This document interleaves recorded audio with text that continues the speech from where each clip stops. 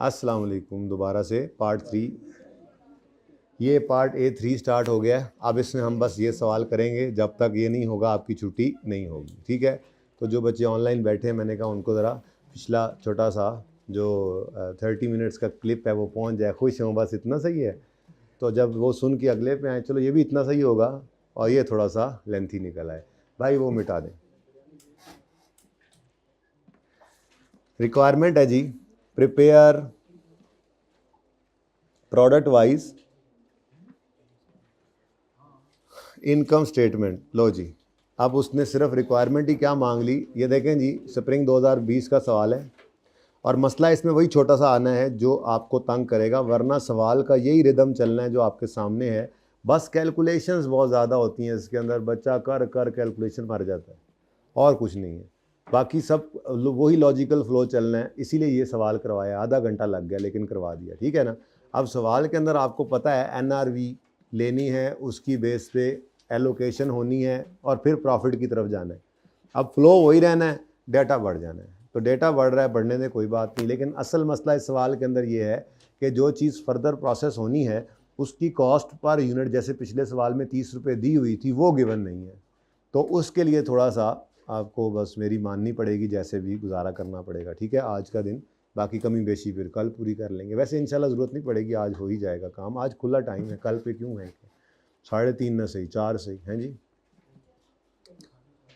अच्छा जी, profit statement बनानी है हमने product wise. Saints limited, very important question. जो आपके रिवीजन क्वेश्चन होंगे ना, तो जॉइंट प्रोडक्ट कॉस्ट की जो रिवीजन क्वेश्चन होंगे उनके अंदर ये होगा। शायद यहीं से ही शुरू हो रहे होंगे सवाल, मेरे ख्याल में यहीं से ही शुरू होते हैं।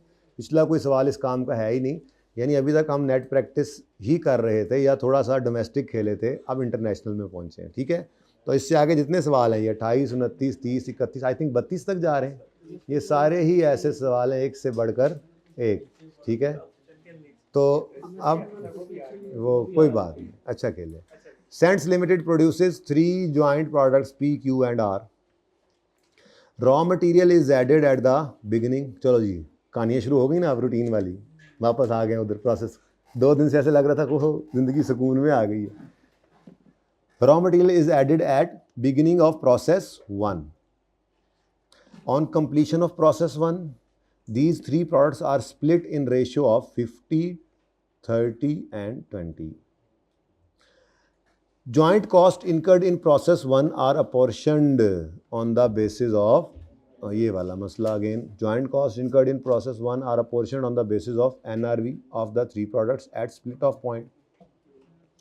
Product P and Q are sold in same state, whereas product R is further processed in process 2 before being sold in market.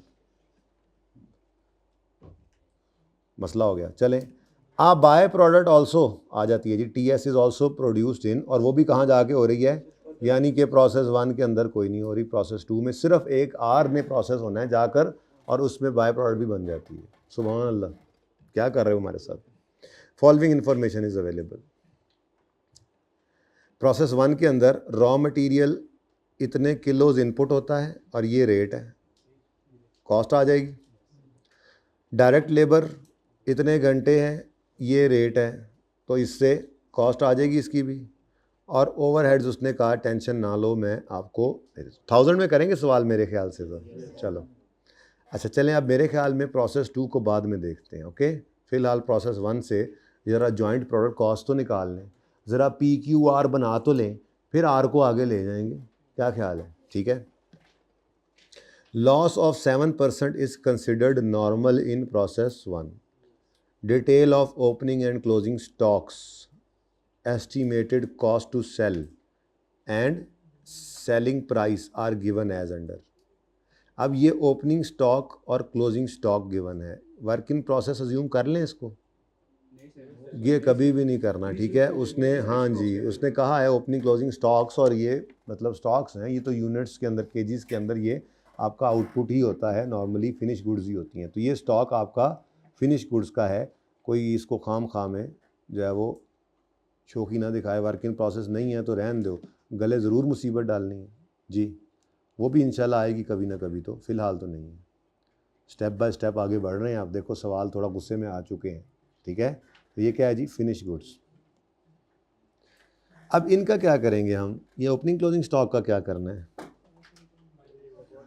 Finish goods की ओपनिंग क्लोजिंग स्टॉक की हमें कोई ज़रूरत नहीं थी, प्रॉफिट स्टेटमेंट ना बनानी होती तो। हो सकता है आप लोगों की बैटरी गुल हो जाए तो मैं प्रॉफिट स्टेटमेंट को कल पे डाल दूँ, एक बात कर रहा हूँ, लेकिन उससे पहले कुछ भी नहीं छोड़ना, यानी प्रॉफिट स्टेटमेंट में सिर्फ कॉपी पेस्ट रह जाता है।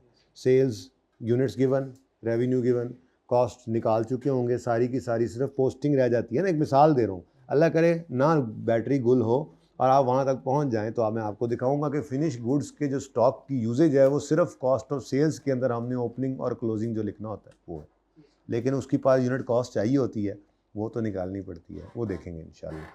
Value of opening and closing stock of product are comprised of cost of both processes.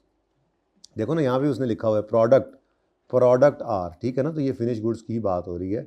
तो जाहिर सी बात है जी, वो जो क्लोजिंग स्टॉक आर की जो मतलब वैल्यू होगी, जाहिर सी बात है उसमें दोनों प्रोसेसेस की ही कॉस्ट पड़ी होनी है, क्योंकि आर तो कंप्लीट ही कब होता है, बेचने से पहले। आर फिनिश गुड्स में कब बनता है, जब फर्दर प्रोसेस हो जाता है। उन्होंने ऊपर लिखा था ना, और बोलो समझ आ रही है, सवाल समझ आ रहा है। अच्छा, value of opening stock of product R is, और उसने ओपनिंग स्टॉक की वैल्यू भी दे दी। चलो अच्छा है, फाइफो यूज़ कर रहा है, कोई मसला नहीं है, फाइफो करता रहे यूज़, हमें इससे क्या, हमें तो वर्क इन प्रोसेस आए तो फाइफो से मसला होता है।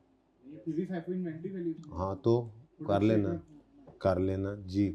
इन process two 7450 kgs of TS, ये क्या बुला है, was produced and sold at this, इसका नाम TS ही था।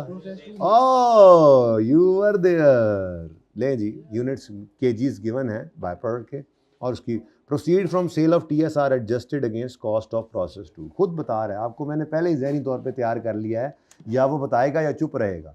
जो बाकी दोनों है ना, अदर इनकम और सेल्स वाला, वो बहरहाल एक ट्रीटमेंट है, लेकिन कॉस्ट अकाउंटिंग में उसका कोई ख़ास रवाज है नहीं।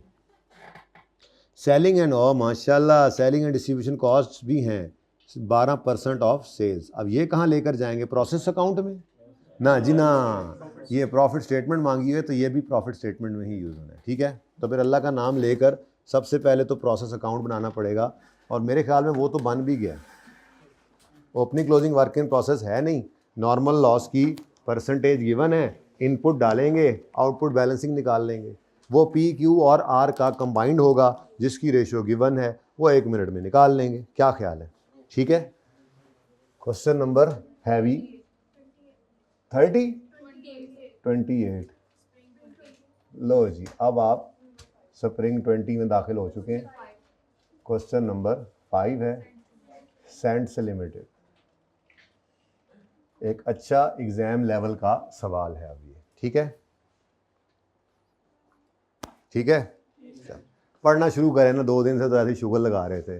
मैंने आप लोगों को कल बुला लिया शाम में और शुरू करा दिया, फिर आज बुला लिया ऐसे ही, और फिर ब्रेक से पहले थोड़ा सा ऐसे ही।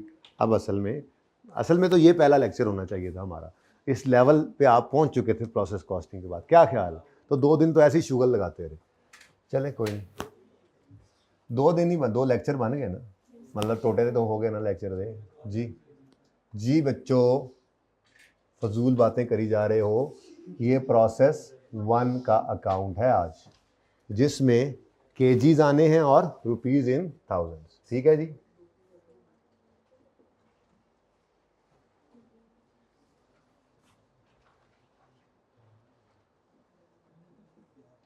अच्छा जी, अब कोई ओपनिंग प्रोसेस नहीं है सवाल में, तो इनपुट ऑफ करंट मंथ ही है सारा, ठीक है जी। इनपुट ऑफ करंट मंथ, थोड़ा सा यार ज़रा खुला डुला करके काम कर लें तो बेहतर है।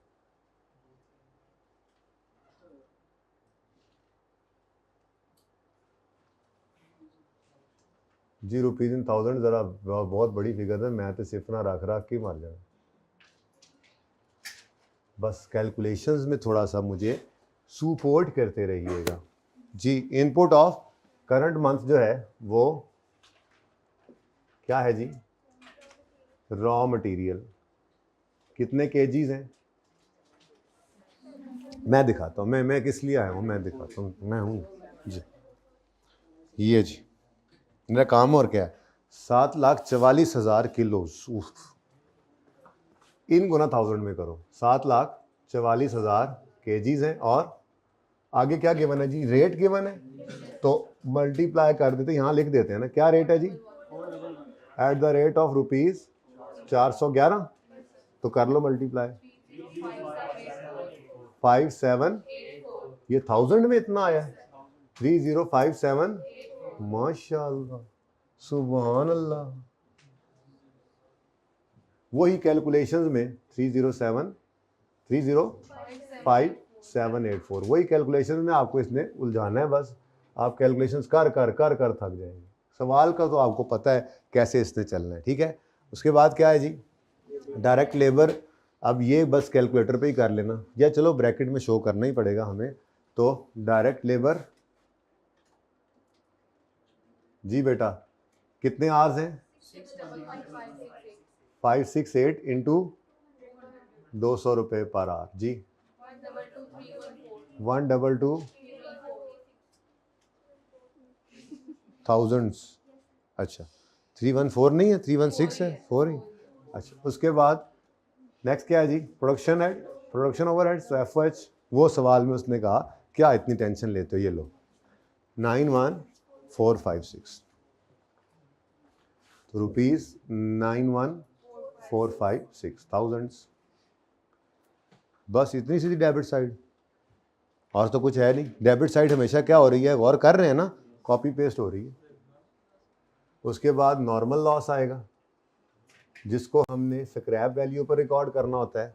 और स्क्रैप वैल्यू सवाल में नॉर्मल लॉस की गिवन है, कहाँ है?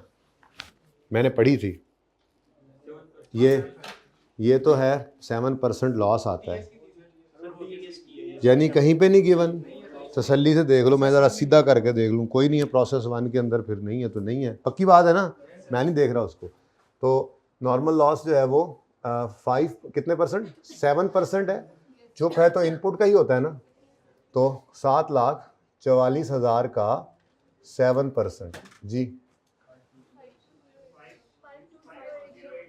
080 किलोज, ठीक है जी। और ये रुपीस के अंदर क्या लिखें इस पर, जब उसने कुछ बताया ही नहीं, कुछ ना लिखें। उसके बाद उसने खुद ही बताया बाय प्रोडक्ट। अच्छा बाय प्रोडक्ट को मैं नाम नहीं देता है, फर्स्ट में अच्छी बात है, ये तो बहुत ही अच्छी बात है, जिन्ना रश घट होना चंगा। तो एक्चुअल आउटपुट है, लेकिन ये एक्चुअल आउटपुट है ऑफ क्या क्या चीज थी? P, Q and R। तो एक्चुअल आउटपुट है of P, Q and R, ठीक है जी। तो ये देखते हैं अब कितनी आती है। फिलहाल मेरे पास केजीज आ गए टोटल, बल्कि जितनी जगह बचा लें उतना अच्छा है। पता नहीं आज सवाल पूरा है, प्रॉफिट स्टेटमेंट शायद मैं उधर बना लूँ जी। 7,44,000 और 554।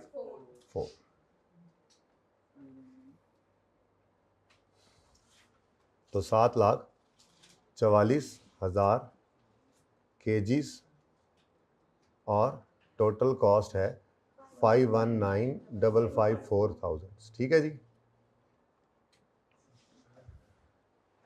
जी बच्चों, अब पहले बैलेंसिंग निकाल लेते हैं यूनिट्स को जी।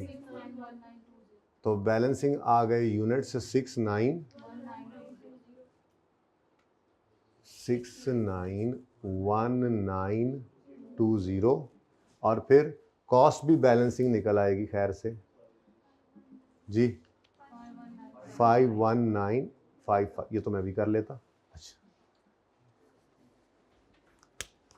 अब मैं तो कहता हूं कि P, Q और R को आप यहीं पर यूनिट्स निकाल के रख लें, जो उसने कहा था यहाँ पर कि these 3 products are split in ratio of 50, 30 और 20। तो ये आगे काम आता रहेगा, इसको यहीं पर निकाल लेते हैं, ठीक है। तो यूनिट्स ऑफ प्रोडक्ट्स जो हैं वो निकाल लेते हैं हम यहाँ पर जी।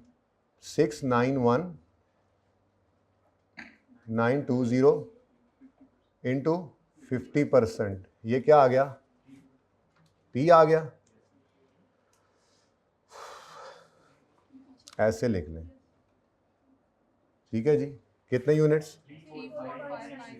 345,960। क्यू के लिए इसी का 30% कर दें, 20। ऊपर कोई हेडिंग तो दी नहीं हमने, चलो थोड़ा गुजारा कर लें ऐसे, पी क्यू और आर जी। पहले क्या आया था जी? 3459 और 2076 और 138384। ये है कल्प्रिट, बाकी तो बेचारे शरीफ। ठीक है जी। तो R691920 का 20%। ठीक हो गया जी। मैंने कहा यहाँ निकाल के रख लें, अगर बहुत ही ज़रूरत पड़ी तो मैं इसको मिटा दूंगा, ठीक है। और जगह की चले जी, जॉइंट कॉस्ट निकल आई है, बोलो ये समझ आ गया। अब यहाँ पर लिख लेता हूँ मैं यूनिट्स, और यहाँ पर यूँ कर देता हूँ बल्कि रेशो लिख देता हूँ ताकि आपको याद रहे, 50, 30 और 20। डन जी। चलो, आपकी कैलकुलेशन आपके रजिस्टर पे महफूज हो गई और निशानी के तौर पे मेरे पास ये रेशो आ रही है। चलें आगे। अच्छा जी, अब जॉइंट कॉस्ट निकल चुकी है, अब अगला काम क्या होता है जी? एनआरवी कैलकुलेट करना।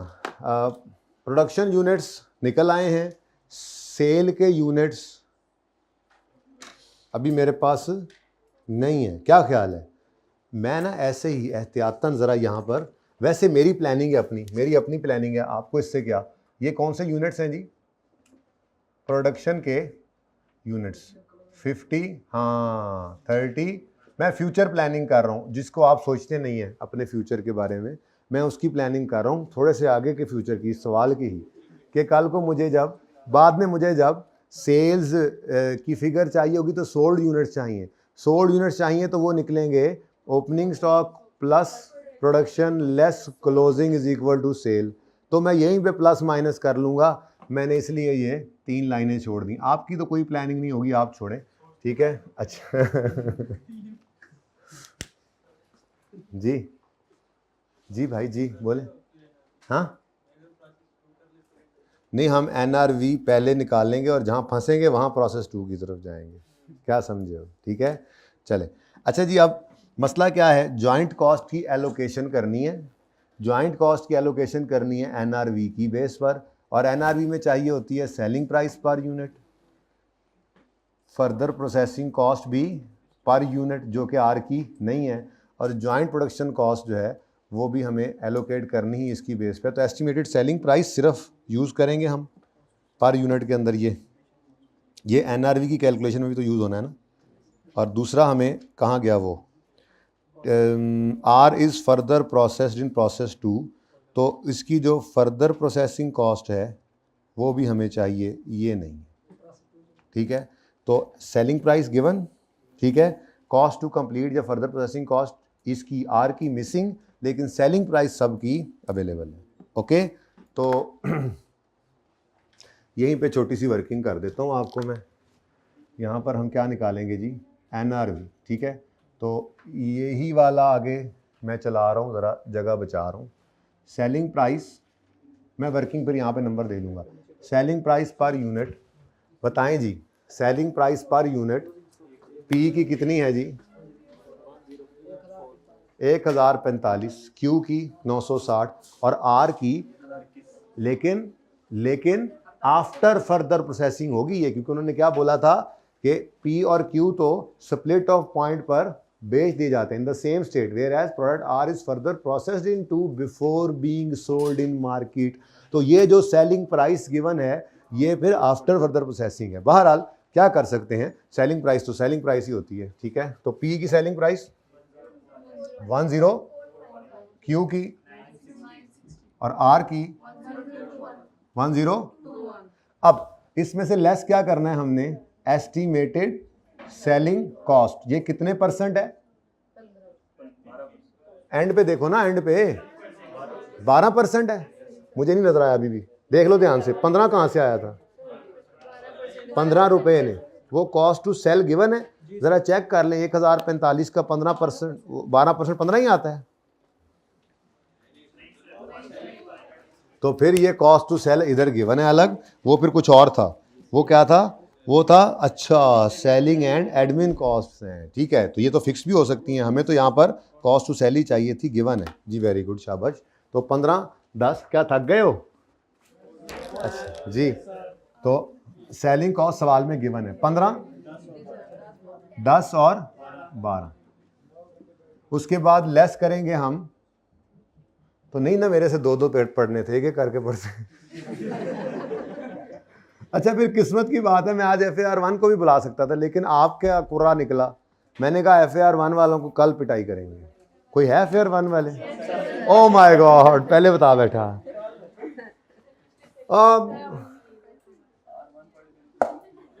तो उससे क्या नुकसान हुआ था? फायदा ही होता है पढ़ाने का, नुकसान थोड़ा ही होगा आपको। एस्टिमेटेड फर्दर प्रोसेस, एस्टिमेटेड नहीं, ये तो हम इंशाल्लाह अभी एग्जैक्ट निकालेंगे। ठीक है, ये भी कॉस्ट टू सेल उसने बताया हुआ है, तो मैं लिखता हूँ सेलिंग कॉस्ट। जरा फॉर्मूला होता है ना एस्टिमेट, मैंने इसलिए लिखा था। और यहाँ पे क्या है जी? Further processing cost. इसकी तो है ही नहीं, इसकी भी नहीं है, इसकी पता नहीं है। ठीक है, जब ये मिलेगी तो NRV पर यूनिट निकलेगी। NRV पर यूनिट निकलेगी तो फिर हम इसको मल्टीप्लाई करेंगे प्रोडक्शन के यूनिट्स के साथ। ये प्रोडक्शन के यूनिट्स के साथ मल्टीप्लाई करेंगे तो हमारी निकलेगी टोटल NRV। ठीक है, अब सारी कहानी कहाँ पे आके फंस चुकी है? हाँ, प्रोसेस 2 की तरफ हमें जाना नजर आ रहा है। ठीक है, वैसे चलो इसका तो निकाल लें जरा। 30 और ना, लेकिन ये बताना चाह रहा हूँ कि अगर ये मिसाल के तौर पे किसी बच्चे को ये फिगर नहीं मिलती, या भी सवाल पूरे में मुश्किल यही बात लगनी है, वरना तो सारा फ्लो बना हुआ है। तो पर्चे के लिए मैं कई बार ये कह चुका हूँ, आज फिर ऑन रिकॉर्ड कह रहा हूँ, यहाँ पे कुछ अज्यूम करके चल पड़ोगे ना तो आपके कितने नंबर का सवाल है? 15 में से आपके 13-14 नंबर फिर भी आ जाएंगे, 13 नंबर फिर भी। इस एक फिगर का नंबर कटना है, कट जाएगा यार, क्या हो जाएगा।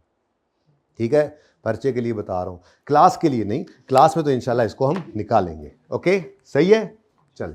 अच्छा जी, अब ये जो यहाँ से निकले हैं, तो ये तो चले गए हैं फिनिश गुड्स में। ये दोनों कहाँ चले गए हैं? फिनिश गुड्स इन्वेंट्री में। लेकिन ये कहाँ चला गया है? प्रोसेस 2 में। ठीक है, तो इसको हम ज़रा डिफरेंट कलर्स के साथ लिखूं ताकि दूर से नज़र आए, तो मिक्स हो जाना। हमने कहना प्रोसेस में कुछ हुआ है, प्रोसेस में कुछ नहीं हुआ। ये P और Q ये कहाँ चले गए? ये फिनिश गुड्स हैं, ये ऐसे ही बिक जाते हैं। ठीक है, जबकि R जो है ये प्रोसेस 2 में जाके फर्दर प्रोसेस होता है और फिर बिकता है। ठीक है, तो ये फाइनल प्रोडक्ट नहीं है। अब अल्लाह करे आपको ये समझ आए, हम तो बहुत आगे निकल चुके हैं इस वक्त। ठीक है, अभी तक हमने ये बात की है कि फर्दर जॉइंट प्रोडक्शन की, ये कल भी तुमने ऐसे ही किया था।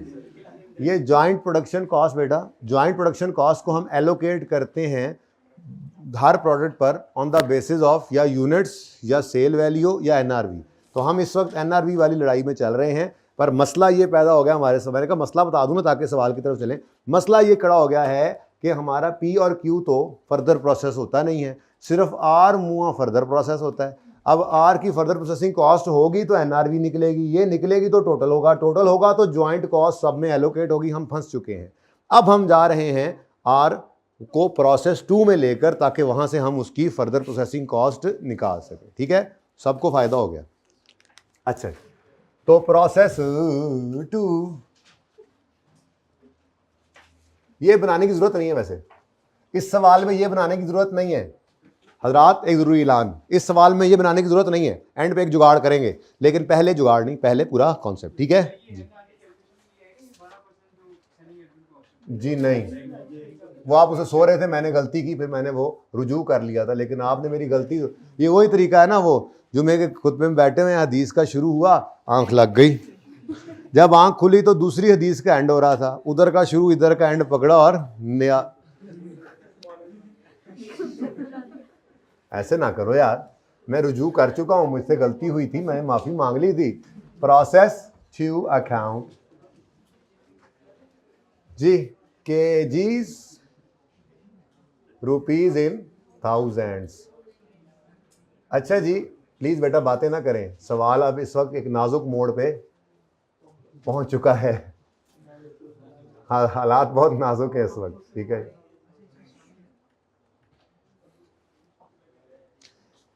शुक्र करो प्रोसेस 2 में भी कोई ओपनिंग क्लोजिंग प्रोसेस नहीं है। कल को इसने भी आ जाना है।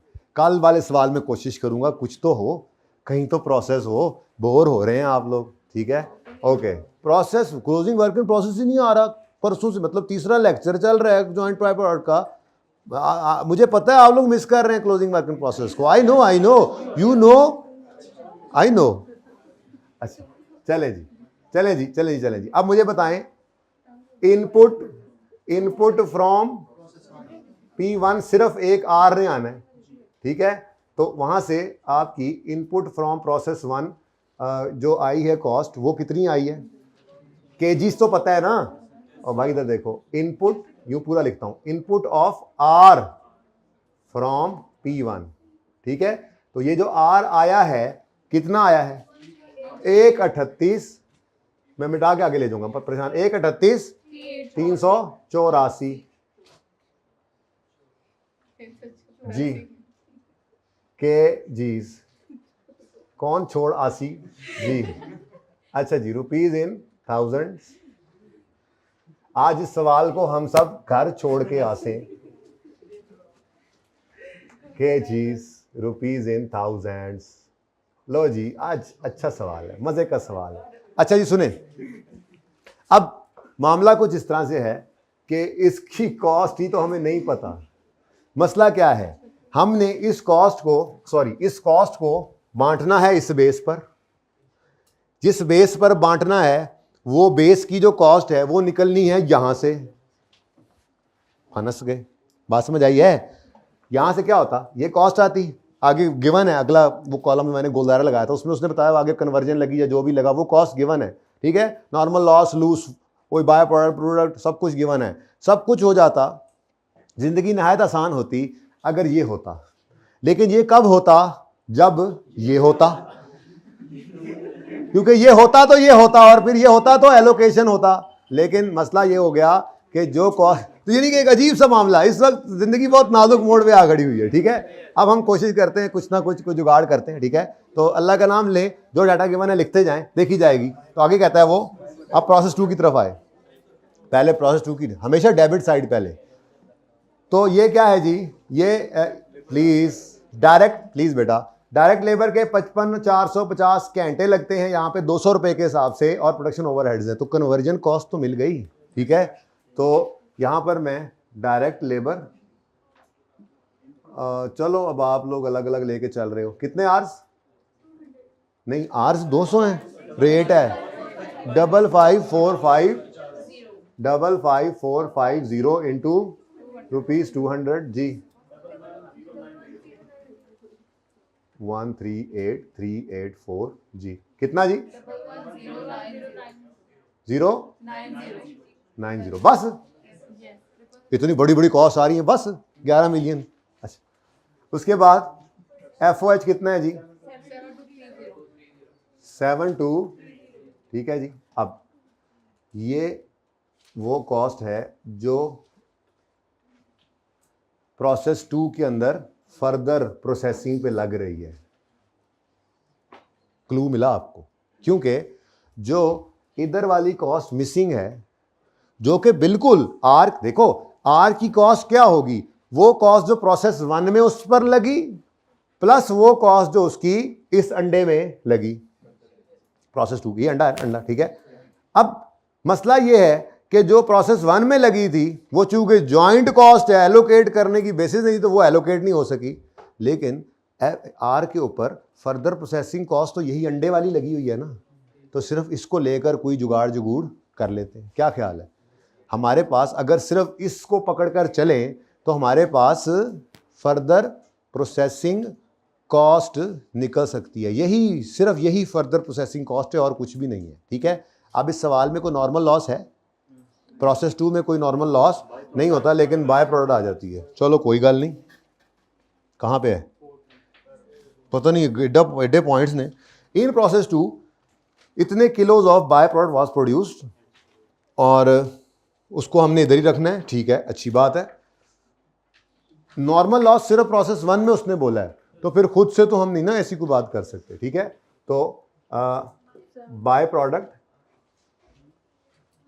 पता नहीं क्या नाम है इसका, टीएस बाय प्रोडक्ट। भाई मुझसे तो कोई काम नहीं, तो फिर क्यों खिलौते होते जी? बाय प्रोडक्ट टीएस कितने किलोज? 74। और ये किस पर है? एट द रेट ऑफ ₹175 पर केजी। बस 130। अच्छा, सिर्फ ओनली 13 लाख है। अच्छा, ऊपर 1000 असल में लिफ्ट नहीं करा रहे, किसी के पैसे ने ना। अच्छा, हिसाब कर रहे हैं। अच्छा जी, अब हमें असल में अब यहाँ से जो एक्चुअल आउटपुट होना है वो कोई मज़ीद कोई चीज़ें नहीं है, वो एक्चुअल आउटपुट ऑफ आर ही होना है। लेकिन ये आर अब कहाँ जाना है? अब ये आर क्या बनना है? Finish goods. ये आर अब जाके बनना है फिनिश गुड्स। अब असल तो ये था कि यहाँ पर ये कॉस्ट निकलती। ठीक है, अब चूंकि ओपनिंग क्लोजिंग वर्किंग प्रोसेस है नहीं, हम कॉस्ट पर यूनिट निकाला करते थे। आपको याद होगा कभी हम कॉस्ट पर यूनिट निकाला करते थे जब वर्क इन प्रोसेस नहीं होता था। याद है? मैंने वो फॉर्मूला यूज करना है ज़रा। तो हम यूं करते थे जी, total input cost minus normal loss का स्क्रैप ऑफ नॉर्मल लॉस। और अब पता लग गया हमें कि नई चीज क्या आ जाती होती है यहां पर, minus sale value of by product. ठीक है, नीचे क्या आता था जी? Total input units minus normal loss units. लो जी, वापस चले गए पहले लेक्चर में, माइनस। अब ये नया पता लगा कि हमें बाय प्रोडक्ट के यूनिट्स भी चाहिए।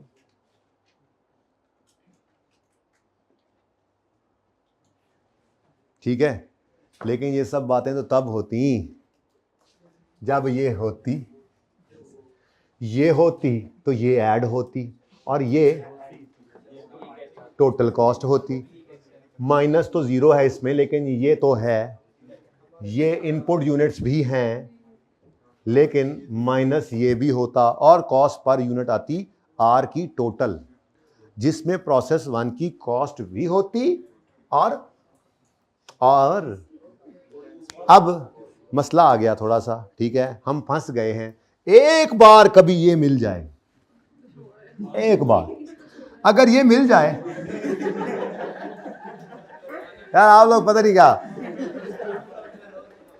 एक बार अगर ये मिल जाए तो उससे हम इस कॉस्ट को एलोकेट करके आर के हिस्से की ज्वाइंट कॉस्ट निकाल लें। वो निकल आए तो अगला काम तो बिल्कुल ठीक है। ठीक है, अब ये काम नहीं हो सकता।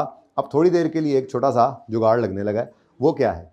वो ये है कि आप थोड़ी देर के लिए अज्यूम ये करो कि इनपुट कॉस्ट सारी लेनी ही नहीं है, प्रोसेस 1 वाली कॉस्ट नहीं, सिर्फ प्रोसेस 2 के अंदर कॉस्ट इनकर हो रही है, जो कि सिर्फ फर्दर प्रोसेसिंग कॉस्ट है। तो मैं इसी फॉर्मूला को थोड़ा सा चेंज क्या कर रहा हूँ, देखना ज़रा। हम यहाँ पर लिख रहे हैं टोटल इनपुट कॉस्ट की बजाय only further processing cost minus scrap of normal loss minus sale value of. तो ये लिख ही ना ले, इधर देखो, टोटल इनपुट कॉस्ट की बजाय मैंने यहाँ पे फिलहाल क्या यूज़ करना है, मैंने यहाँ पर काट नहीं रहा, मैं सिर्फ ये कन्वर्जन कॉस्ट यूज़ कर रहा हूँ। ठीक है जी, बताएं कितनी बनती है टोटल? ये 11,090 जमा 72, ये सिर्फ कन्वर्जन कॉस्ट है बेटा, ये सिर्फ फर्दर प्रोसेसिंग कॉस्ट है। पर मैं क्या करूँ, बफलो ब्राउन हो चुकी है, मैं नहीं जा सकता टोटल कॉस्ट की तरफ, तो कोई बात नहीं, मैक्सिमम क्या हो रहा है, पिछले प्रोसेस की कॉस्ट नहीं पड़ रही ना, वो निकाल लेंगे इंशाल्लाह। मुझे तो चाहिए इस वक्त सिर्फ क्या, फर्दर प्रोसेसिंग कॉस्ट। ये तो सारी की सारी कॉस्ट आनी ही प्रोसेस 1 से है, अगले प्रोसेस में तो पढ़नी ही सिर्फ ये है। ठीक है, अब मैंने माना कि आपको आदत क्या है कि आप मटेरियल की कॉस्ट में से इस नॉर्मल लॉस को और इस बाय प्रोडक्ट माइनस करते हो, लेकिन आज मजबूरी है, फिलहाल कर लो, कल फिर देखेंगे इसके ऊपर मजीद बात करनी हुई तो। ठीक है, फिलहाल माजरत के साथ मैं इसी कॉस्ट में से नॉर्मल लॉस या बाय प्रोडक्ट को माइनस कर रहा हूँ। ठीक है, मैं और कुछ कर नहीं सकता, चलने दे रहा है मुझे, क्या ख्याल है? ठीक है, तो माइनस करें, ये क्या आ गया, ये ओनली कॉन्वर्जन कॉस्ट है। अब आपका दिल तो धक धक कर रहा है कि नॉर्मल लॉस जिसकी तरह से आज बाय प्रोडक्ट सिखाया गया है आज कल में, वो तो हमेशा माइनस करते थे हम इसमें से मटेरियल की कॉस्ट में से, तो अब फंस गए हैं। असल में ना, असल में इस केस के अंदर मटेरियल अलग होता ही नहीं था, तो ज़िंदगी आसान ही होती थी। हम टोटल इनपुट कॉस्ट में से स्क्रैप माइनस करते थे। चलो यार, अभी है टाइम, मैंने कहा थोड़ी सी बात कर दे। तो टोटल में से माइनस होना है ना, पर यूनिट कॉस्ट पे उसका असर पड़ जाना है। अब वो टोटल के अंदर अगर ये वाली कॉस्ट मटेरियल की नहीं है, बाकी है, तो बाकी में से माइनस कर दो, पर यूनिट कॉस्ट पे उसका असर पड़ गया। जब बाकी की कॉस्ट आएगी तो उसमें से माइनस नहीं होगा, बात तो वहीं पे पहुंच जानी है। मेथड डिफरेंट थे ना, जब ईपीयू निकालते थे तो मैंने कहा था मटेरियल वाले में से माइनस करना। यहां पे तो कोई मटेरियल अलग नहीं है, यहां पे तो कोई कन्वर्जन अलग नहीं है। क्या फॉर्मूला है? पहला सवाल खवातीनों हजरात तवज्जो फरमाएं, पहला सवाल ये यहां पे मैं क्या लेता था, ये 207, ये 207 क्या सिर्फ मटेरियल है? नहीं, सभी है ना। अब यहां पर 207 में से मैंने नॉर्मल लॉस का स्क्रैप माइनस किया। अच्छा, अब मिसाल के तौर पे मेरे पास ये 75 नहीं है, मैंने सिर्फ इन दो को पकड़कर यही वाला ट्रीटमेंट कर लिया, तो जो पर यूनिट कॉस्ट आएगी वो इस प्रोसेस की कॉस्ट होगी, नेट ऑफ नॉर्मल लॉस या बाय प्रोडक्ट होगी, और पिछले वाली कॉस्ट सिर्फ पर यूनिट ऐड कर देंगे, तो बात तो फिर भी वहीं पे ही आ जानी है ना। तो इसलिए इस मेथड के अंदर जब क्लोजिंग वर्किंग प्रोसेस ना हो तो जिंदगी आसान है। आप चुप करके सिर्फ फर्दर प्रोसेसिंग कॉस्ट पकड़ें, उसमें से नॉर्मल लॉस का स्क्रैप माइनस करें। कितना है? नॉर्मल लॉस ही नहीं है, पर मैं फॉर्मूला पूरा कर रहा हूं। ठीक है, और बाय प्रोडक्ट का सेल वैल्यू माइनस करें 1304। ठीक है जी, डन। डिवाइड करें इनपुट यूनिट्स, ये टोटल है 83। अब ये क्या निकलेगी कॉस्ट? ये क्या टोटल कॉस्ट आर की निकलेगी पर यूनिट? नहीं, ये सिर्फ फर्दर प्रोसेसिंग कॉस्ट, हर आर के यूनिट की फर्दर प्रोसेसिंग कॉस्ट निकलेगी। एक आर के फर्दर प्रोसेसिंग कॉस्ट की, एक आर की फर्दर प्रोसेसिंग कॉस्ट निकलेगी। ठीक है, लेकिन उसकी जो पिछले प्रोसेस की कॉस्ट है वो जब आएगी तो फिर उसकी टोटल कॉस्ट बन पाएगी। वो कैसे निकलेगी? वो अभी पिछले प्रोसेस में फंसे पड़े, हम वहां से निकल नहीं पा रही। ओके, चले, खैर गुजारा कुछ हो रहा है, गुजारा ही करना है आज जी। मेरे ख्याल में तो इसको 7.45 ना करें, केजीस पूरे चल रहे हैं तो फिर गड़बड़ हो जानी है। इधर ऐसे कर लो 138.384। ये मैंने क्या किया?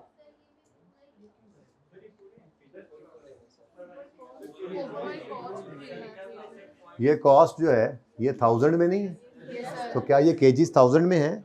तो लाइक विद लाइक तो रखना है ना। क्या कर रहे हो? सवाल ही थोड़ा सा परेशान हुआ है। आप क्यों परेशान हो गए जी? डिवाइड करें यूनिट्स को तो 138.384, 1000 माइनस 0 माइनस, और अगर इधर नहीं करना ये तो ऊपर फिर फुल फिगर लिख लें 11,090,000 प्लस 7230,000 प्लस 1304,000। ये करके फिर आप पूरे केजीज लें, आपका आंसर फिर भी सेम टू सेम आएगा जी, 7.45। And what is the answer? 129.96। वैसे इसको 130 कर तो सकते हैं, अगर आप इजाजत दें तो कर लें। नहीं करते, लो नहीं करते, लेकिन इसको लाल जरूर रखेंगे। वो एंड पे टोटल ना रुपीस को फिर कर लेंगे। रुपीज़ को फिर राउंड कर लेना, ठीक है ना। अब कोई नहीं है, 2 फिगर जो लिखनी है, ज़रा आपको एग्जैक्ट मैच कर जाए फिगर। जी बच्चों कैसा है ये 129 पॉइंट। अब आपको देखो, जब कोई नेमत नहीं ना होती, कदर इंसान को उसकी हमें पता ही कोई नहीं है, किसी मतलब कुछ भी अल्लाह ना दे, ये जो देखना है, ये सुनना है, ये बोलना है, ये नेमतें हैं, पता कोई नहीं, जब नहीं हो तब पता लगेगा। ऐसे ही जब वो 30 था कोई पता नहीं था, आज पता लगा है कि ये 30 जो गिवन था फर्दर प्रोसेसिंग पिछले सवाल में, ये कितनी बड़ी नेमत था। नहीं तो ऐसी मुसीबतों से गुजर गुजर गुजर के अभी तक पहुंचे कोई नहीं है मंजिल पे, चल रहे हैं। लेकिन चलो शुक्र है किसी पासे से लगे। जल्दी करो, अब 10 मिनट का सवाल है, जल्दी करो। 879.04 लो जी। लेकिन ये आपकी एनआरवी पर यूनिट है। अब यूनिट्स कहाँ हैं, ये ऊपर पड़े, तो यूनिट से मल्टीप्लाई करो 345,960 207,576 कैलकुलेशंस ही हैं जी। नेक्स्ट जी हाँ 138,384 जी जी बिल्कुल बिल्कुल। और फिर अब टोटल भी आना है इधर, पता है ना आपको। ये टोटल एनआरवी 356,339 बस। नेक्स्ट 2065 ये 1000 में नहीं है, तो ये सिर्फ 3,56,000 निकला है। नहीं 356,339 है, ये 1000 में है। चलो ठीक है, तो रुपीज इन 1000 लिख दो, मुझे कोई मसला नहीं है, लेकिन बताओ तो सही, तो ये कैसे इतना ज्यादा आ गया, ये है इतना ज्यादा।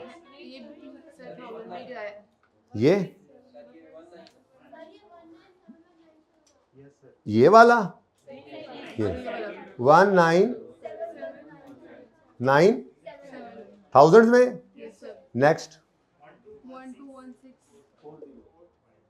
40 या 45, इतना फर्क। कोई नहीं कोई नहीं, टोटल करो टोटल। यहां पे जी टोटल आ रहा है, पता है आपको, ये टोटल है, टोटल जी, ये टोटल जी बोले 675,181। अब ज्वाइंट कॉस्ट एलोकेट हो जाएगी on the basis of NRA. जालिम, अगर यूनिट्स कह देते, सेल रेवेन्यू कह देते, तुम्हारा क्या जाता।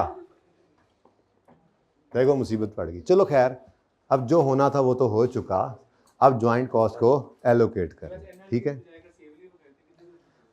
बेटा, वो करके देख लेना, फिर हिसाब लगाएंगे। चलें जी, अब हम क्या कर लें, अब हम अगर मैं इसको मिटा दूं, मिटाता नहीं हूं, चलो ऐसे कर देता हूं। रुपीस कितना है, 129.96 बेटा हर एक चीज़ के इसमें नंबर है ना, हर फिगर, सेल प्राइस लिखने के नंबर है, सेलिंग कॉस्ट लिखने के नंबर है।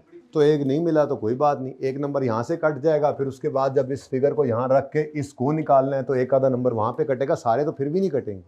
इसमें भी तो आप चीज़ें सारी लेकर आओगे ही अल्टीमेटली, तो एक चीज़ अगर गलत होगी तो इस 15 में से 13 फिर भी आ जाएंगे। अच्छा जी, चले जी, अब क्या करने लगे हैं जी हम, मैंने कोई नंबरिंग शंबरिंग नहीं की, पता नहीं रिक्वायरमेंट क्या, अच्छा रिक्वायरमेंट है ही क्या, प्रॉफिट, तो मैं अब लगा हुआ हूँ। अब एंड पे फिर जब कोई नतीजा निकलेगा तो रिक्वायरमेंट में जाकर फिर उसको रेफर करते जाएंगे, वर्किंग 1 ये 2 ये, आप तरतीब से भी चल सकते हैं, इसको वर्किंग 1 कह दें, इसको वर्किंग 2 कह दें, उसको वर्किंग 3 कह दें, चलते जाएं, कोई मसला नहीं, ठीक है। चल फिलहाल तो मैं नहीं लिख रहा कुछ जी। Joint allocation of joint production की कॉस्ट, ठीक है जी। और ये अगेन ऐसे ही कर लेते हैं, फिर क्या है जी, पी, इधर थोड़ी सी जगह छोड़ दें,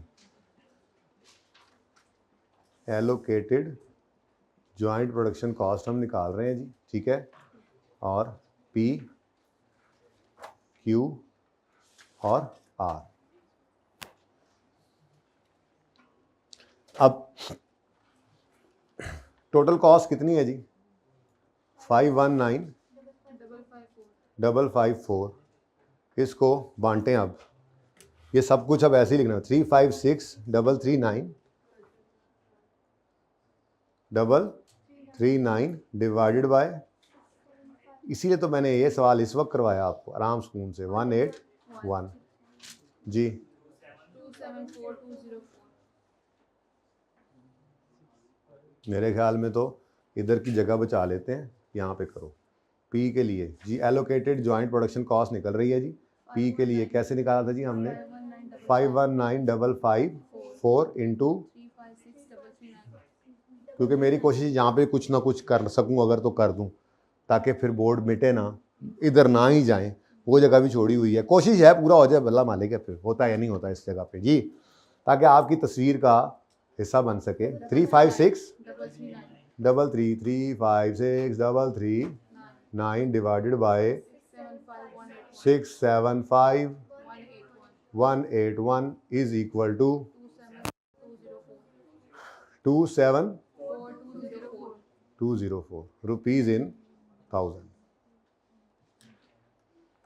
घर पे जाके यही सवाल दोबारा कर लो तो बड़ी बात जी, कल आने से पहले अगर होश में हो तो। बेटा आपको समझ आ रहा है, ऑडिट से जो स्टूडेंट आए हैं, बेटा आपको समझ आ रहा है कुछ कुछ, बड़ी बात है, शुक्र है, फिर बस शुक्र है बचत होगी। वैसे मैंने ना छोटे छोटे पीसेस करके भी भिजवाने शुरू किए हैं, 2 पार्ट्स अपलोड हो भी चुके हैं, ये भी अभी हो जाएगा, और आपने बस पहले वाले ही लेने हैं लेक्चर असल में तो जी।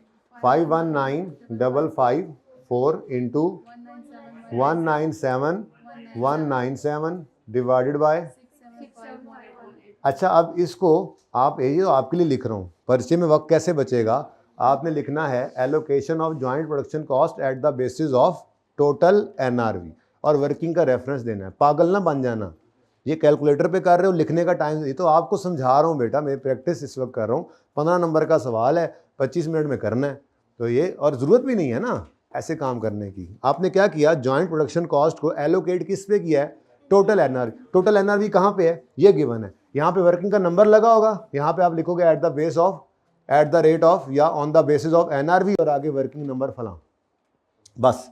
उसके बाद ये कैलकुलेशन करने की कोई ज़रूरत नहीं है आप, ओके डन जी। बोले 675,181, ये तो मैं आपके लिए कर रहा हूँ, सिर्फ आप लोगों के लिए। 1744। उसके बाद आ गया वो जिसका इंतजार था, प्रोसेस 2 को आखिरकार आ गया जी। 519,554 इंटू 1216, इसी का तो इंतजार था, 67181 जी। 93606। अबे यार इतनी सी बात थी,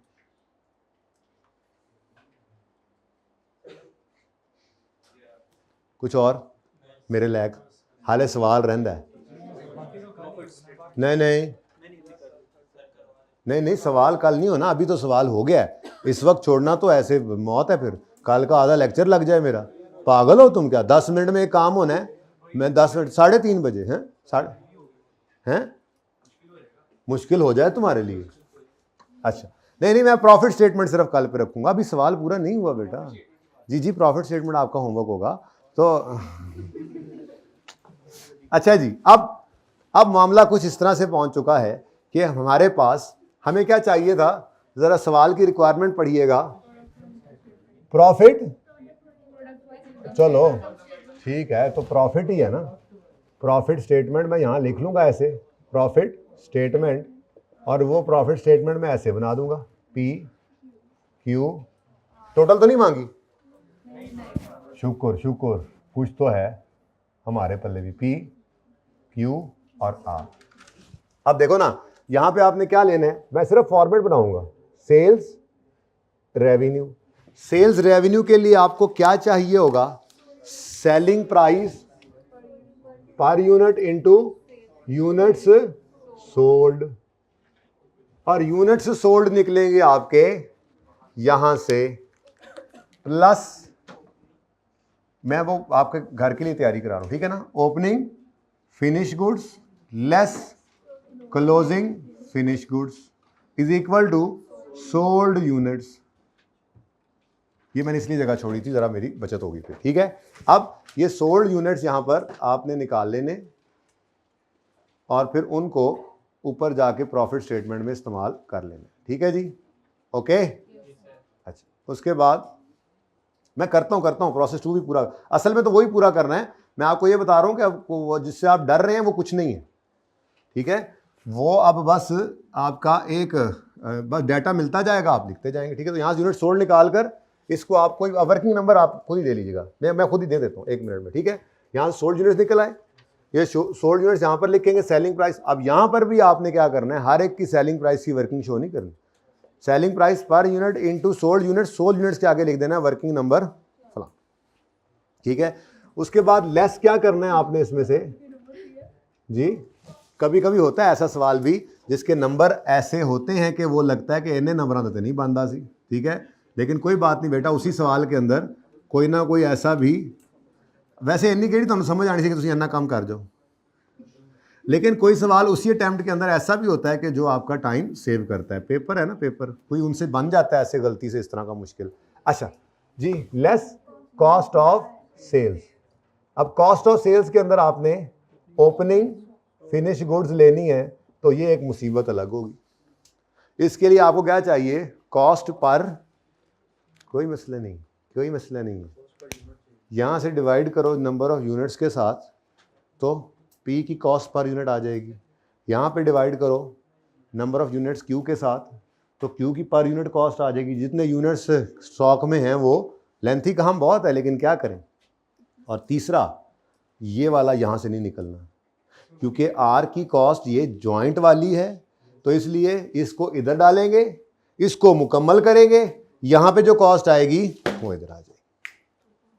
सुभान अल्लाह। अच्छा जी, अगली बात, चले चले चले, करवा रहा हूँ, ये जो मैं बना रहा हूँ इसलिए बना रहा हूँ कि इसकी फ़ोटो मैं खींच कर रखूँगा और कल पूरा करूँगा, लेकिन आज नहीं, ठीक है ना। अच्छा ले जी, ओपनिंग फिनिश गुड्स आएंगे, प्लस इसमें करेंगे हम प्रोडक्शन कॉस्ट। अब यहाँ पे हम क्या लिया करते हैं, प्रोडक्शन कॉस्ट में समझाया था ज्वाइंट प्रोडक्शन की कॉस्ट प्लस फर्दर प्रोसेसिंग की कॉस्ट, ठीक है। तो ज्वाइंट प्रोडक्शन की कॉस्ट आपकी टोटल गिवन है, और फर्दर प्रोसेसिंग कॉस्ट जो है वो सिर्फ आपकी आनी है आर के केस में, ठीक है जी। उसके बाद लेस क्या होगा इसमें से, तो ओपनिंग में तो कोई ओपनिंग एक आधे की है, उसकी कॉस्ट उन्होंने दी हुई थी, असल में तो क्लोजिंग फिनिश गुड्स की आपको कॉस्ट चाहिए थी जो यहाँ से निकल रही है, ठीक है। यहाँ से आपको मिल जाएगी कॉस्ट ऑफ सेल, अपना ग्रॉस प्रॉफिट। इसमें से आपने वो 15% जिसका आपको इंतजार है माइनस 12% है, क्या है जी, सेलिंग एंड, तो सेलिंग एंड एडमिन जो है उसके ऊपर आपने लिखना है एट द रेट ऑफ, और बस वो सेल की फिगर ऊपर आ रही होगी, तो सेलिंग एंड एडमिन। कैसा लगा सवाल, कैसा लगा संडे, इसीलिए बिरयानी खिलाई थी इसलिए बिरयानी खिलाई जी, सही है। यहां से आप पहुंच जाएंगे नेट प्रॉफिट, अल्लाह करे पहुंच जाए। खैर चले, अभी जो मसले बाकी हैं वो पूरे करें, बस 5 मिनट अब मुझे और चाहिए, ठीक है। प्लानिंग हो चुकी, हाँ जी यार मैं स्लो रख के चल रहा हूँ, इसीलिए ये सवाल में गिवन है, तेज चलूं, 2 मिनट पॉज भी करा देता हूँ। Less closing finish goods. अच्छा जी, अब ऐसा है, आप जरा इस सवाल को देखें, आप जरा 2 मिनट पॉज कर दें। ले जी, पॉज मैंने कर दिया ओपन। अच्छा जी, अब इसको ख़त्म करते हैं, ठीक है। ख़त्म करने के लिए मेरे पास ये 93,606 आ गया, ठीक है। कर लें यार, तरतीब बना लें, ये वर्किंग 1 है, ठीक है जी, और ये उसी का हिस्सा बन गया, या चलो यहाँ से वर्किंग 2 कर दो, ठीक है जी, और ये जो है ये वर्किंग 3 बना लो, तरतीब से चलते जा रहे हैं।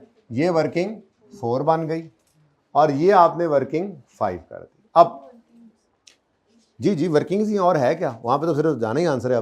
अब ये वर्किंग 5 से जो 93606 निकला है, मैंने इसलिए तरतीब बना दी कि ज़रा पता लगे कहाँ से क्या आ रहा है, ठीक है। ये 51 जो बांटा है 519, ये कहाँ से आया है, वर्किंग 1 से। ये जो बेसिस है, आपने ये लिखना है ना, on the basis of NRV, और वहाँ पे वर्किंग नंबर 3 का आपने 3 का रेफरेंस दे देना, ठीक है ना। तो ये बेसिस वर्किंग 3 से आई और ये कॉस्ट निकल आई। अब ये कॉस्ट जो है, ये कॉस्ट यहां पे जाके आपने प्लेस कर दी 93606। अब आपका सवाल यहां पे हो गया पूरा। जी बच्चों, कॉस्ट तो अब बैलेंसिंग भी निकल आनी है, सुकून हो गया है। इसको दफा करो, निकालनी है पर यूनिट तो बेशक निकाल लो, निकलनी तो वही है। ये क्या आ गया 138384 और ये 926 1111926 और यूनिट्स 138। अब मैं ये कह रहा हूं कि आप बैलेंसिंग इन यूनिट्स को निकालें, ठीक है। ये आउटपुट कितना हुआ है, अगर बाय प्रोडक्ट कुछ बन गई है तो 130934। अच्छा बैलेंसिंग भी निकल सकता है, मैं उसको क्रॉस चेक भी करा दूंगा, ठीक है जी। 130934 और 1122 ये आ गई हमारे पास टोटल कॉस्ट। अब ये आर की ना टोटल कॉस्ट है। आर के ऊपर प्रोसेस 1 में जितनी कॉस्ट लगी थी, प्रोसेस 2 में जितनी कॉस्ट लगी और ये बाय प्रोडक्ट की कॉस्ट, इसको चार्ज होकर ये बैलेंसिंग फिगर निकल आई है, ठीक है ना। इसको प्रूफ शुरू अब मैं कल करूंगा, इससे ज़्यादा बोझ पड़ेगा, ठीक है। अब आपने क्या करना है, आपने सेल वैल्यू तो मैंने आपको निकलवा दिया है, सोल्ड यूनिट्स यहाँ से निकल रहे हैं, बोलो सोल्ड यूनिट्स इस वर्किंग से निकल आएंगे, उनको सेलिंग प्राइस सवाल में गिवन है उससे मल्टीप्लाई करेंगे, ठीक है। ये सेलिंग प्राइस से मल्टीप्लाई जो करना है, तो आर की सेलिंग प्राइस है आफ्टर फर्दर प्रोसेसिंग। जब यहाँ पर कॉस्ट लेंगे ज्वाइंट प्रोडक्शन कॉस्ट, ठीक है। ओपनिंग तो पता नहीं किसका है किसका नहीं है, अब मुझे पता नहीं है, किसी का 0 है, पी का है, पी का 0 है, क्यू का भी 0 है, सिर्फ आर का है और उसकी भी वैल्यू गिवन है 7, ठीक है ना। इसलिए ये तो जिंदगी आसान हो गई। अच्छा अब ये प्रोडक्शन कॉस्ट जो है, ये आपने वैल्यू भी गिवन है बेटा 5850, ठीक है। वो तो यूनिट्स गिवन थे, अच्छा यूनिट्स वहां यूज करने हैं। अच्छा आप देखें, आपको यहां पे क्या चाहिए, टोटल प्रोडक्शन कॉस्ट। क्यू और आर की तो यही टोटल प्रोडक्शन कॉस्ट है, इन्होंने तो फर्दर प्रोसेस होना ही नहीं था, ठीक है। ये एज इट इज चली जाएंगी, लेकिन आर की ये कॉस्ट चली गई यहां से निकली इसकी कॉस्ट, ये कॉस्ट इसकी उठकर आ जाएगी यहां पर। कितनी बनती है जरा मुझे बताओ, ये भी लिखवा ही दो वैसे, जरा बताओ 274 समझ आ रहा है सारा का सारा मामला जी। इसलिए मैंने आपको शाम को बुलाया, इस मतलब आज बुलाया इस सवाल को करने के लिए। सुकून से पहला सवाल करें, कोई जल्दी ना हो, ठीक है। उसके बाद फिर इसकी प्रैक्टिस है, फिर इसको प्योरीफाई करेंगे 2 दिन 4 दिन 10 दिन जो मर्जी लगे, वो आपकी लगने, मैंने तो 2 दिन और लगाने हैं, लेकिन बहरहाल जी हाँ 110।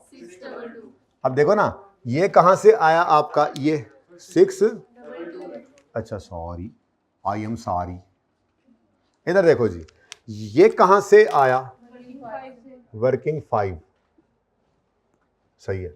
ये कहां से आया, ये भी वर्किंग 5 से, और ये कहां से आया, हाँ बस ये जरा ज़हन में, ठीक है जी। अच्छा उसके बाद जो असल लड़ाई आपकी पढ़नी है वो तो यहां पढ़नी है, वो मैं आपको भी समझा देता हूं, ठीक है जी। और फिर उसके बाद यहां से आप निकालेंगे, हटो भाई वर्किंग 3 इधर है, यहां से आपकी निकल आएगी कॉस्ट ऑफ सेल, और फिर उसके बाद जीपी, और जीपी के बाद ये आप इस सेल का परसेंटेज लगाएंगे तो आपकी फिगर निकल आएगी, ठीक है ना। अच्छा अब मामला कहाँ पे फंस गया है, क्लोजिंग स्टॉक की कॉस्ट पे। क्लोजिंग स्टॉक की कॉस्ट निकलती है पर यूनिट कॉस्ट निकालकर यूनिट से मल्टीप्लाई, नहीं है 15 नंबर का सवाल जी, इसीलिए तो मैं इसको नॉर्मल क्लास में नहीं करा रहा, ठीक है। तो चलें ठीक है, इसको पूरा करेंगे इंशाल्लाह कल, आप रिलैक्स हो जाएं, ठीक है। इससे आगे मैं नहीं करा रहा, लेकिन आप ट्राई ज़रूर करें। इधर देखें थोड़ी सी बात, क्लोजिंग स्टॉक देख लें थोड़ा सा, यूनिट्स कितने हैं, प्रोडक्शन यूनिट्स 345.96 करना, रुपीज इन 1000 है, ठीक है। तो ये क्या आ जाएगा आपके पास, आप ना नोट करें, पिक्चर बना लेना, कॉस्ट पर यूनिट आ जाएगी, ओके वैसे बताने तो दो, डिवाइडेड बाय 207.57, ये कॉस्ट पर यूनिट आ गई। और इसकी यहां से इसको यूज नहीं करना, इसको यूज अब यहां से इसको यूज नहीं करना। इसकी कॉस्ट पर यूनिट आप यहां से निकाल लो, इसी फॉर्मूला से निकाल लो, या इसी कॉस्ट को डिवाइड कर दो इन यूनिट्स के साथ, पर यूनिट कॉस्ट निकलेगी। ये देखना कौन से यूनिट्स करने हैं, ठीक है ना। ये जो फंसैया होगा ना आपका जाके, वो होगा इस बात पर कि आपने यहां पर 138 आर लेने हैं। जब आपने पीएनएल बनाना है तो आपने 138 आर लेने हैं या 130 ए लेने हैं। मैं बात यहीं से रिज्यूम करूंगा। रिलैक्स होकर, आपने कोई और होमवर्क नहीं करना। जो सवाल छोटे करवाए थे वो दोबारा करने हैं। इस सवाल को जितना किया है सिर्फ उतना दोबारा कर लेना है, क्योंकि अब आप लोगों की बत्तियां हो चुकी हैं गुल, ठीक है। तो इंशाल्लाह सुबह इस सवाल को दोबारा कर लेंगे, मतलब डिस्कस तफसील से। लेकिन आप लोग जब रिलैक्स होकर थोड़ी देर घंटे दो के बाद इसको देखेंगे, इंशाल्लाह ये सवाल हो जाएगा। कोशिश करनी है इस आंसर को निकाल कर आए मेरे पास कल। ओके जी बेटा।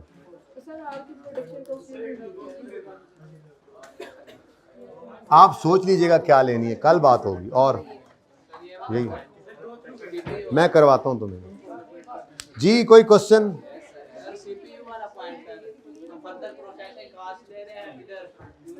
भाई ये कह रहे हैं कि फर्दर प्रोसेसिंग कॉस्ट के लिए आपने तो 138 यूनिट्स लिए हैं, क्यों ऐसा किया? तो मैंने कहा यहां पर जो मुझे चाहिए थी वो एलोकेशन चाहिए थी जॉइंट प्रोडक्शन कॉस्ट की, जो यहां पे 138 ही थे। तो मैंने यहां पे 138 यूनिट्स को ही यूज़ करके फर्दर प्रोसेसिंग कॉस्ट ले ली। लेकिन फिर जब आर कंप्लीट हो गया तो उसकी बाय प्रोडक्ट ने फिर उसकी कॉस्ट के अंदर जो एडिशन करना था वो अपनी तरतीब से वहां पे कर दिया है। तो एक्चुअल के अंदर तो 130 यूनिट्स ही हमारे बने हैं, तो 130 यूनिट्स ही बिकेंगे। आर ने बिकना कितना है? 130,000 जो जितने भी बन रहे हैं, ठीक है ना। 138 नहीं है, 130 ही है। लेकिन ज्वाइंट कॉस्ट यहाँ पर एलोकेट जब कर रहे थे तो यहाँ से तो आर के 138 ही निकले थे ना, इसलिए यहाँ पे 130 नहीं लेना, 138 लेना, ठीक है। सीपीयू निकाल रहे हैं हम, नोमिनेटर और डिनोमिनेटर हमें सेम लेना चाहिए। हम उधर फर्दर प्रोसेसिंग कॉस्ट ले रहे हैं, इधर यूनिट हम। आपकी बात ठीक है भाई, न्यूमरेटर डिनोमिनेटर सेम ले। यहाँ पर जो एक्चुअल कॉस्ट है इसमें आर कितने बने? 138 ही बने हैं ना। तो जब मैं एनआरवी की बेस के इस कॉस्ट को बांट रहा हूँ तो मैंने 138 ही लेने थे।